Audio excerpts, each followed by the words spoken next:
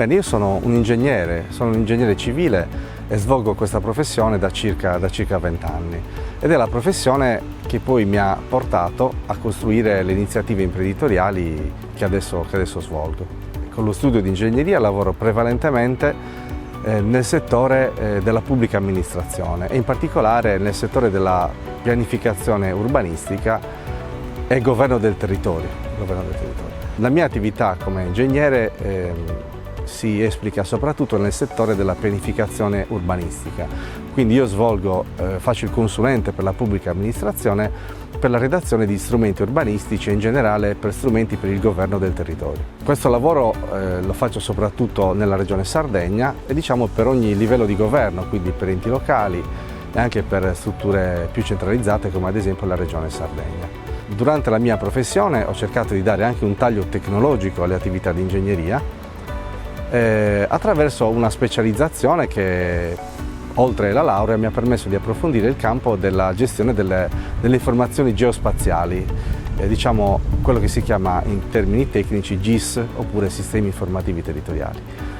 Questa è stata una sfumatura della mia professione che poi in realtà è diventato anche il core business, che mi ha permesso di offrire un tipo di consulenza nuovo alle pubbliche amministrazioni, che quindi non fosse solamente un'opera di concetto, ma che rientrasse anche nell'ambito di uno strumento spesso informatico o comunque uno strumento digitale che permettesse di fruire di informazioni appunto in maniera digitale. Sulla base di questa esperienza io ho anche costruito il know-how della prima azienda, della prima startup che ho fondato, che è appunto la Spive SRL. La mia formazione parte dall'Università di Cagliari attraverso la facoltà di ingegneria, ora dipartimento. Tuttavia poi ho avuto modo di formarmi anche fuori dalla Sardegna rispetto ai sistemi informativi territoriali. Ho frequentato molti anni fa un master universitario presso l'Università IUAV di Venezia e lui ha avuto il primo approccio didattico a questa materia. Al periodo parliamo del 2006. Non è stato neanche facile formarmi in questo senso perché l'unico master disponibile in Italia era proprio a Venezia, quindi che è stato particolarmente impegnativo viaggiare il fine settimana per 2 anni, ogni volta a Venezia. Tuttavia questo tipo di esperienza mi ha permesso di avere un'offerta unica, in questo caso innovativa, rispetto al panorama, o meglio alle offerte che al periodo fornivano i miei colleghi. Quindi io, oltre alla competenza in ingegneria e quindi in pianificazione territoriale, ho abbinato anche la competenza per la digitalizzazione di queste informazioni. Nel 2006-2007 la digitalizzazione era un concetto ancora molto astratto, anche se adesso oggi va molto di moda ed è anche uno degli obiettivi di molti piani. Al periodo la digitalizzazione era una cosa che non veniva neanche vista tanto bene, tant'è vero che ci furono degli episodi che hanno incentivato la digitalizzazione che probabilmente oggi aiutano anche il settore. Nel 2015 presi una decisione di aprire la startup Spiva perché era per me tangibile una difficoltà che credo abbiano tanti professionisti, tanti ingegneri, che è quello di concretizzare, o meglio capitalizzare il know-how acquisito durante i lavori, durante lo svolgimento delle commesse, perché noi come ingegneri, così come tanti altri professionisti, quando affrontiamo un lavoro ovviamente impariamo da questo, abbiamo sempre un processo di innovazione e di apprendimento che purtroppo però non riusciamo mai a sfruttare appieno.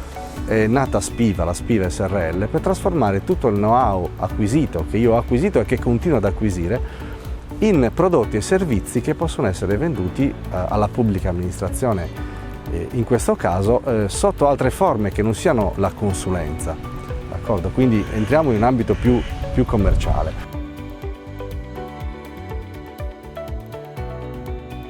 La Spiva SRL, che qua possiamo anche svelarlo, tutti mi chiedono cosa vuol dire, è semplicemente l'acronimo di Studio Professionale di Ingegneria di Vittorio Addis. Questo acronimo è nato perché uno dei primi clienti della Spiva SRL è stata un'azienda di Londra che produce appunto che sviluppa dei software GIS, che mi chiese di distribuire questo software. Parliamo di tanti anni fa, però non riusciva a pronunciare le parole per intero, e allora ha trovato un acronimo che dal giorno porto dietro. La SPIV SRL quindi è nata per dare servizi nel settore dei sistemi informativi territoriali, trasformandoli appunto in soluzioni diciamo pacchettizzate, possiamo chiamarle così, che danno la possibilità al cliente di operare indipendentemente dal consulente appunto per la gestione dei dati digitali. In particolare questi dati digitali sono i dati geografici, quindi parliamo di cartografie digitali oppure qualsiasi informazione che può essere rappresentata in una cartografia, ovviamente digitale.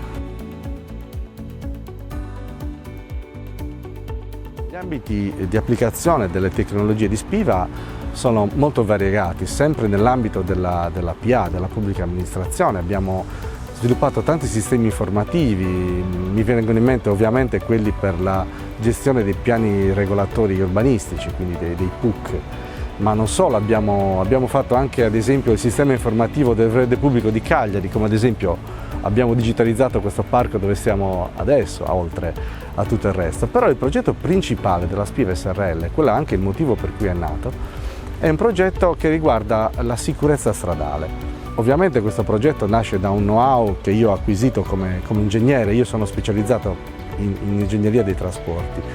Ho sviluppato e sviluppo ancora molti progetti inerenti alla sicurezza stradale.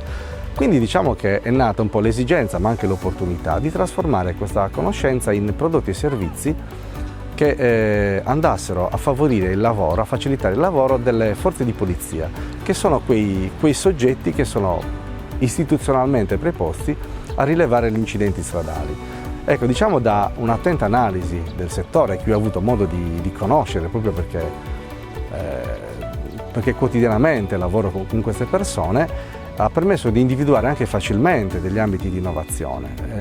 Di conseguenza noi come SPIV SRL abbiamo questo progetto principale in cui validiamo tecnologie esistenti oppure sviluppiamo delle nuove tecnologie nell'ambito della sicurezza stradale. Quando parlo di nuove tecnologie, ovviamente siamo partiti dai sistemi informativi territoriali che, diciamo, nel 2015 potevano chiamarsi ancora una tecnologia innovativa, ma ovviamente oggi è lo stato dell'arte. E quindi siamo migrati verso nuove tecnologie. Adesso utilizziamo ovviamente intelligenza artificiale e machine learning, e quindi noi analizziamo il fenomeno della sicurezza stradale attraverso l'analisi dei dati, del big data, oppure utilizziamo le immagini video, quindi image processing, per individuare comportamenti lesivi a partire dalle videocamere di sorveglianza. Quindi stiamo utilizzando tutte le nuove tecnologie che oggi sono anche facilmente disponibili per strutturare un prodotto rivolto alle polizie locali. L'impatto di questo progetto per noi è la cosa più importante, perché al di là delle tecnologie, al di là della questione puramente commerciale, l'impatto che noi vogliamo dare con questo progetto è alla fine un impatto sociale, cioè diciamo che la nostra ambizione è quella di far diminuire, permettere diciamo, alla polizia locale o comunque a tutte le organizzazioni che si occupano di questo aspetto, di far diminuire il rischio su strada e di conseguenza il numero di morti e feriti che ogni giorno abbiamo sulle strade.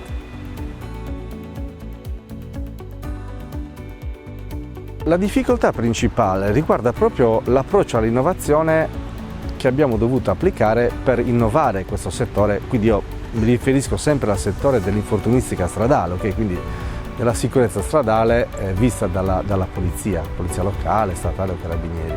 Per quanto riguarda l'approccio innovativo alla soluzione, sappiamo bene che oltre allo sviluppo della soluzione c'è anche una fase di test sul campo. Prima di dire che una soluzione è valida per essere scalata, per essere distribuita, bisogna sempre fare una serie di test, diciamo almeno in ambiente reale. La grande difficoltà che abbiamo avuto per testare queste soluzioni è dovuta al fatto che gli unici soggetti che possono intervenire sul luogo di un sinistro stradale sono solamente i soggetti istituzionali, quelli previsti dal codice della strada, ossia polizia locale, polizia stradale e carabinieri. Di conseguenza un privato cittadino o comunque un'impresa non può andare sul luogo di un sinistro e fare delle prove per vedere se una tecnologia funziona.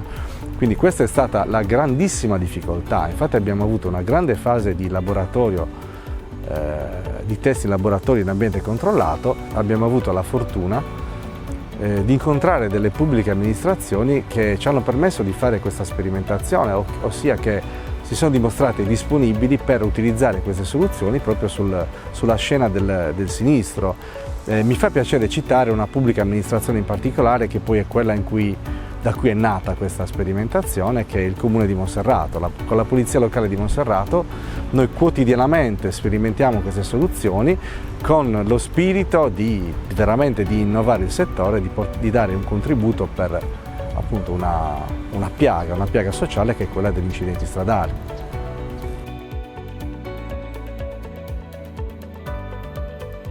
Il progetto di cui parlo, che si chiama Rileva, il progetto è l'acronimo di Rilevazione e Valutazione degli Incidenti Stradali, ha finito proprio da pochi mesi un percorso di ricerca e sviluppo, grazie anche all'aiuto di Sardegna Ricerche. Diciamo che noi abbiamo finanziato il progetto sia con fondi propri, quindi con fondi aziendali, anche attraverso degli aiuti di Stato forniti dal Port Sardegna. Noi abbiamo appena concluso questo percorso di ricerca e sviluppo e stiamo entrando proprio nella fase di trasferimento tecnologico.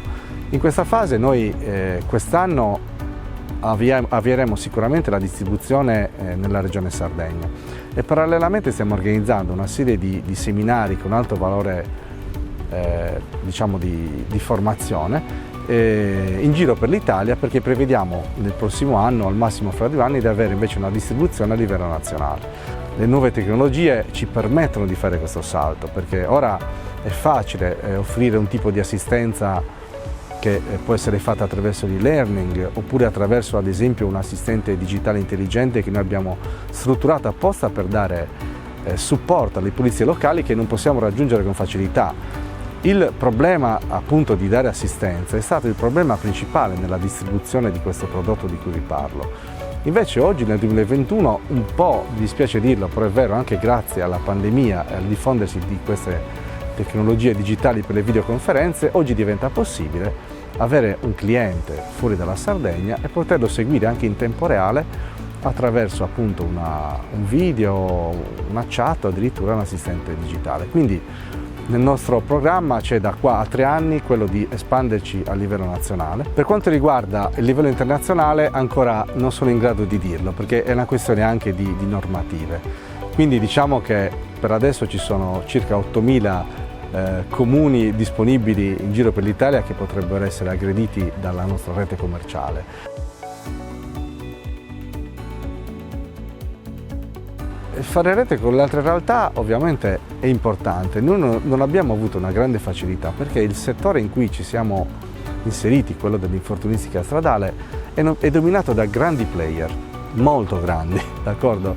Con cui noi non ci possiamo neanche confrontare. Però è stato veramente utile invece una partnership con gli istituti di ricerca, con l'università, quindi in particolare con il Dipartimento dei Trasporti, che ci ha dato la possibilità appunto durante il progetto di ricerca e sviluppo di sperimentare nuove soluzioni, o magari anche di capire che certe soluzioni non vanno bene ed altre invece sì, e quindi è il caso di investire. Quindi per quanto riguarda le partnership, in questo momento noi ne abbiamo soprattutto appunto con i comuni che entrano nel nostro programma di sperimentazione e con l'università.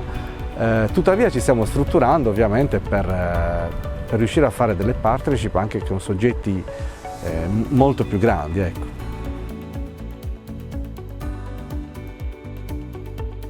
Per me l'innovazione è un approccio, o meglio si può definire in tanti modi, però io lo voglio definire come un approccio all'innovazione, che è anche la capacità di leggere i bisogni e tradurli in una soluzione.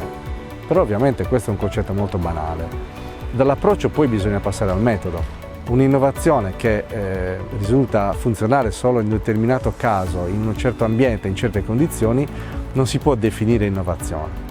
Quindi il metodo che io applico e che applicano in molti è quello poi di misurare l'innovazione in termini di trasferimento tecnologico. Quindi il processo di innovazione è completo solo nel momento in cui può essere trasferita a una grande massa di utilizzatori. Prima è solamente un tentativo.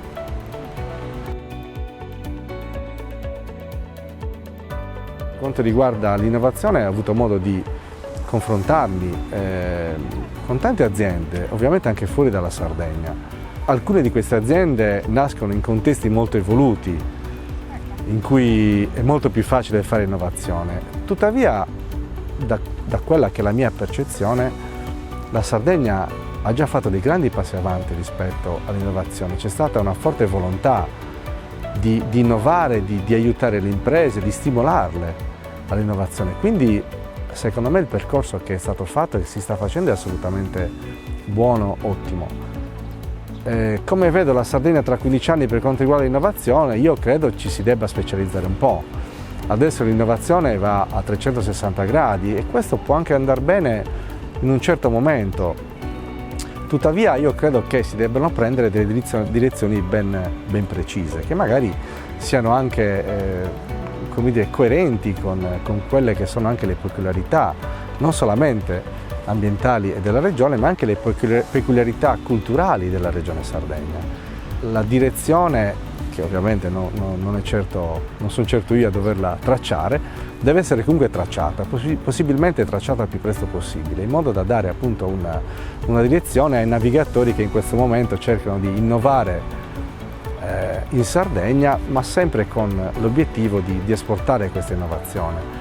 Di sicuro se l'innovazione rimane in Sardegna non abbiamo molta strada da fare.